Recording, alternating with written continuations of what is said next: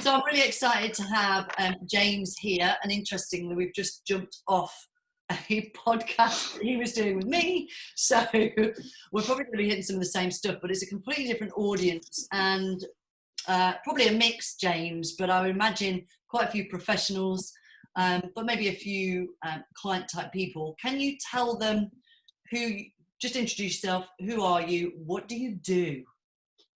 Who am I? Oh God, interesting question. So my name's James. I am a strength and conditioning coach and personal trainer from Louth in Lincolnshire. Until very recently, I had a gym. We've now shut the gym. We switched everything up to being an online coach, full-time online coach. I coach people to basically regain control of their health and their fitness. And almost like rolling back the clock a little bit. Typically working with people that are 35 plus, people who may be struggling with movement issues. And these people are people who, are maybe experiencing difficulty in that they can't play with the children, maybe because they're out of shape or, that they can't physically move enough to play with the children. These people are, people who want to feel comfortable getting back in their clothes. And regaining that, what they once had, the confidence almost, what they once had from their 20s. And just generally getting that zest for life back about them. Yeah. I've been involved in the health and fitness industry now for actually coaching for 10 years, but training, I think much like most of us now, since about 13-year-old, in various sports, hobbies, things like that over the years. And I met Rach a long time ago when I was training martial arts in various different styles of martial arts at the time, and quite back then, I was quite broken in terms of body. Just didn't realise it then because I was a lot younger. I could get away with a lot more, and then gradually as I got older, competing in strength sports, predominantly then strongman, powerlifting, until the end. I ended up breaking my body quite badly, and I just decided enough was enough. I'd gone through a lot of qualifications, strength and conditioning qualifications and other things, and the point had come was I just needed to understand more about my body. I just needed to go through that then and fix it. I've got to say that now I move better than I've ever moved in my life. At 40-year-old, I have a little hashtag that's out there, aiming for fitter at 40. And now these days for me it really is, I play tennis as a sport. I love running. I throw a kettlebell around on a regular basis. I love walking, getting out there over the hills, and ultimately then spending a lot of time with my kids. I love them to be active and doing a lot. It was only yesterday that we walked over the Humber Bridge. It's a 6.5k walk. My youngest was 4-year-old when we did that. So, it's pretty cool to be able to do those types of things. So that's where I come at it from now as a sort of a training philosophy, is trying to get that movement first. So that's me as a journey in a really brief nutshell for you. And it's interesting because you said that we've known each other 10 years. When was it you did your Biomechanics coach diploma last year? And so what I'm interested in is, does it really take people having to be so broken that they then do something about it? Because we were speaking for a long time. I know you've done some of the, CBD stuff or whatever prior to that.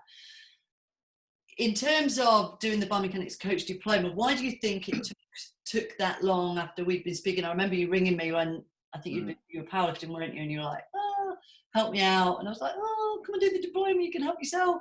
And yet it still takes often quite a bit of time. Maybe I'm putting you on the spot here, I'm not sure. But I'm just quite interested as to why sometimes it takes people so long to end up doing the thing that ultimately helps them get back. So for you to then get that Biomechanics coach diploma, what was the game changer?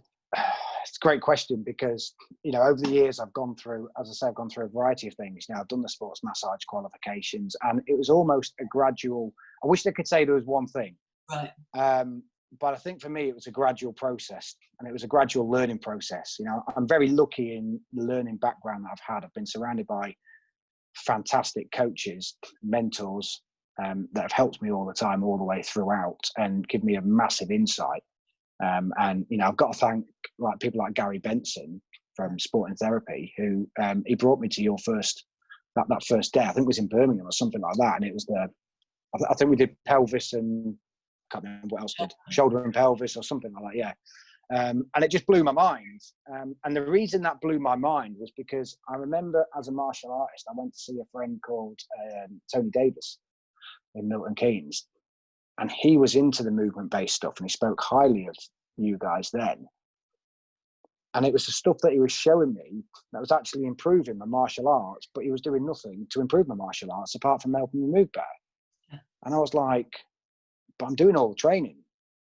And as soon as my body started to operate a little bit better, it started to improve. Yeah. Why did it take so long? I just think I'm a stubborn male. I think that's what it is. No, I think the thing is, because you always think, I've got this. I've got a little bit of it. As a power lifter, and you always make. At the time, my focus was getting stronger, getting stronger, getting stronger. As a strong man, it was getting stronger, and it's almost the answer to everything back then. It was, even though I knew bits of that, strength was no. I've got to get stronger, and I think you almost saw it as in like, yeah, I'm doing a bit of the foam rolling, I'm doing a bit of the ball release work that people do, and those types of the common things where people go around and looking at. And I think it just then became a point when I almost reached a certain age for me was like, actually, I need now to do something different. I need to do something different to not only look after my body, but some of the stuff that I haven't got the answers for, that my clients are showing. Well, they're flexible, so why can't they do that? Yeah, they've got good joint range, so why can't they do that? They shouldn't be experiencing these things, and why are they experiencing these things? And surely I must have the answer. And that was, a big part of it was when I came on the course, it was okay not to have the answer, but understand that there's a lot more to it than just that. And then bridging the gap between the two, because I was referring clients out all the time to physios or chiropractors or osteopaths. And there was a massive break in communication. And now, I feel that I can stand that communication gap between it a lot better than what we could before, and actually help the client a lot more. So I don't know if that's the answer you're looking for, but it was a long journey, I guess. And there was no one specific thing. It was just a gradual process of when eventually I was just like, no, I need to do this. And then, it's definitely been one of the best things I ever did. And I think one of the catalysts was because you're ex-military and you're able to access funding through ELCAS. Yeah, I mean, that was a good thing, definitely. Because over the years, as you know, I mean, being a typical trainer, everybody thinks that a personal trainer is going to earn, you think that's it, you're going to earn your millions. And I think we all know that the reality is that that's not the case. It's not going to happen. Or not for most, it's not going to happen. So when you put the thing up that ELCAS was doing it, I thought I'm just going to inquire to see whether I was still eligible, because I didn't know whether I was or not genuinely, and luckily I could get it. The enhanced learning credit scheme, and I can't remember what they funded. It was majority of it. Yeah. And at the time I was like, this is perfect. And I think there's 3 of us on it together, 3 or 4 of us on it together that were all ex-military, which was really nice actually, because coming from a military background, as you now know, Rach, it's a different sense of humour to that of civilian life. All the boys, yes, I remember that weekend. It was me and all the military boys. But so we sat at one end of the room and everybody else sat at the other. You mentioned on your podcast as well, I just want to pick up on is coming into your journey into becoming a biomechanics coach, sort of accessing the diploma in biomechanics coaching, your experience of that learning process, and the fact that you said it was so simple, it kind of blew your mind. Just if anybody's watching this who might be thinking of doing the diploma, can you explain that a little bit more about your perception of the skill, and then what actually happened when you came into the learning process, how it was different maybe? Wow. Yeah, right. So the first thing was for me is that you need to get ready that your brain's going to get a little bit melted, but for a good reason, and then it's going to become very clear at the end of it. I was in and out of the Kubler-Ross curve, like, I would like to say on a daily basis, but it was more like an hourly basis. And it was almost a process of thinking that everything that I knew was almost stripped away from us, because I think as a fitness professional, everybody's looking at like the exact science behind everything, every muscle. What's every muscle doing? What's its action? You know, the origins, the insertions, the actions, everything, the length of it, the fibers that it's got, the whole lot. And we almost get that complex. And actually, the client doesn't even need to know any of that. Yeah. Yes, you need an underpinning, or you'd like to have an underpinning knowledge, but how much can you actually retain? Yeah.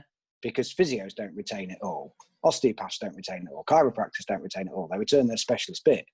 Yet in the personal training world, we think we need to know everything about the nerves, the muscles, the skeletal system, everything, nutrition. And the thing that I liked that happened, and it actually melted my brain to start with, was that he took it right back to simplistic of, no, it's just movement. That's movement. It's flexion or it's extension. Yeah, but this muscle's doing that. Well, how do you know? And in the end, I just, and I think a few of us just sat there. It was like, we'd think a question, almost be scared to ask it because you get that back was, well, how do you know? Well, I don't, but it's just because that's what we're led to believe. Because actually, we don't know what goes on within the human body. Nobody does unless we cut the thing open. And then, as you rightly say, that changes everything anyway. So let's just go with the simplistic nature of, is that flexion? Is it extension? Is it rotation? You know, whatever. And let's approach it from a simplistic way, which is easier for us to understand, easier for the client to understand, and we can actually be sure of, yeah, they're in flexion.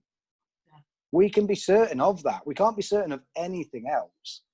And I think it took so long to see that it was simple, that it actually made your brain hurt that badly. And yet the complexity of it was very simple. So yeah, and it still hurts my brain now. Wow. So I think what you were saying was, while it's perceived as a really complex subject, you were going into it thinking it's very complex. Then I made it really simple, or we made it really simple. And that was what actually blew your mind. Like, is it really that simple? Well, yeah, it is. And then it's that process that I think people sometimes need to hear again from others.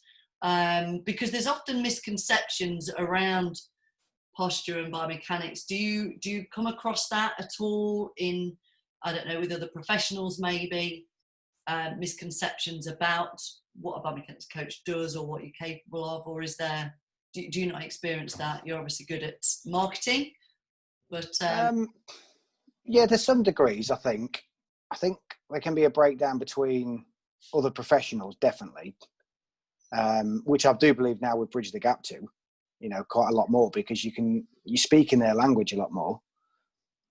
And I definitely think you can then speak about what your remit is and understand your remit, and then understand where it is, where it stops, and where they begin or where they stop, and where you can bridge the gap with your client, you know, like a holistic approach, if you like. I don't think I experience it maybe as much as others, right. Because we don't get, I don't openly look for maybe like the exercise referral type people to come in, sort of my clientele. You know, certainly now they're all online clients now that I work with, so it is slightly different. So no, I think there can be a breakdown maybe in communication from the client to you that they've maybe experienced from another professional, definitely. And then obviously it's up to us then to piece that together, and try and put that into some sort of logic for the client. So what are the results and benefits that you feel that you've got from working with biomechanics education and becoming a biomechanics coach? The results we've got from it. I think it's been important for us to look at, I don't want to use the word like the screening process, but looking at the client more bespokely, if you like, of what they actually need. Yeah. Rather than the usual tests of looking at everything just as a whole, like, you know, whether weak or, you know, strong, whatever. We've actually now looking at the client more on a holistic approach, if you like, and actually taking them through a step process and being able to show them, this is where you are, this is where we want to go to, this is what we need to get you there, you know, and are we happy with that? And actually setting that out as part of the plan. So that's you know, been massive to us, because it helps definitely get a lot more buy-in with the client when you can speak that. They can see 100%. The plan ahead, can't they? They can see it, yeah. So what was the Absolutely. Best thing about working with us? What was your like favourite part of the workshops, for example? Apart from Favourite part? military buddies. Probably the hot chocolate. No. You left your hot chocolate behind. Oh, somebody's going to need it. No, my favourite thing about working, I loved, I'm quite geeky and I like getting my geek on with stuff as well. And for me, what was really nice was, especially since there was military guys there, you know, on it, it was nice to be able to immerse yourself into just solely onto, you know, a subject that you are passionate about is like movement and improving movement in the human body with like-minded people. You know, you definitely can't get that on like an online sort of basis as much. But it's nice to be able to almost get that confidence, I suppose, was a big thing for me, was being challenged by yourself. Well, how do you know that? At first, you know, even though we all coach people on a daily and a weekly basis, monthly basis, actually stand up in front of God knows how many people, and you're confident there, when somebody at the same profession challenges you and says, well, how do you know that? You almost crumble. But by the end of it, you can stand up and go, well, because of this. So I think that was something. It was confidence in my own ability, I guess. And being confident that actually, no, I'm right. Yeah, exactly. It is. I think it often is that. And I think the way we design the education is to never really give the answers away. But I think the true role of a teacher is to not give the answers. It's to give the workings out. And the other thing was definitely, it's okay to have your opinion if you can back it up. You know, it might not be the science-based opinion of something, but actually if you've got a client in front of you and that's working for that client and you're doing the best thing for your client, that's absolutely fine. Yeah. I think that was something, well, because in this industry, we're going to agree to disagree a lot of the time and actually have that as a conversation. That was like groundbreaking, really. Yeah, I totally agree. And it was interesting when I did the podcast this week video that I've done with Sam Chidwick, who's a podiatrist. And I was hoping to be controversial, but that he wasn't. He's a very modern thinking podiatrist, so he was on the same page. But that would be a good video for you to definitely go and have a look at that one. So if somebody's watching this and they're kind of thinking about going on this journey, you know, let's say another military guy, somebody who's got some ELCAS funding, for example, what would you say to them about if they're thinking about doing the biomechanics coaching diploma? Well, to me, it was no brainer. Now, you know, my biggest regret is that I didn't do it sooner, because it has opened up a lot of doors. It's opened up a lot of things working with different base of clients, you know. And I think if you've got that ELCAS funded, I can't see that it's, you know, there should be any confusion with that. It should be like, right, okay, I'm going to do this. They're going to fund it for me, or majority of it for me, and go on it. Definitely going to have work to do. You're definitely going to have learning to do, but it's going to be a, you know, like an enjoyable process along the way. So you just got to get out your own way and go do it. Brilliant. And do you say you're a bit of a geek? Have you got a favourite book recommendation, or is that too difficult? Oh, I have. I have. Yeah, it's got to be, and I don't know if I've got it down here somewhere. For me, it's going to be Meridian Lines. Oh, Thomas. So, yeah, because I love the way, potentially, because some of his stuff he is now disputed or he disputes it or whatever, but I love the way that the body is one long system. Yes. And what was groundbreaking for me was that your shoulder can affect your pelvis, or your ankle could affect your shoulder, or, you know, whatever the case may be with that. I just think that to me just blows my mind every time I think about it. And when you work with a client and you maybe prescribe them foresight and then retest the shoulder, and the shoulder's in a better position, and that's like, wow. Yeah. You know, and I don't know, other people might not say that and they might think, why is he getting geeky about that? But that for me, so that book definitely highlights that for me. Thomas Myers, Anatomy Trains, wasn't it? That's the one, yeah. Yeah, that's in my top few, I think.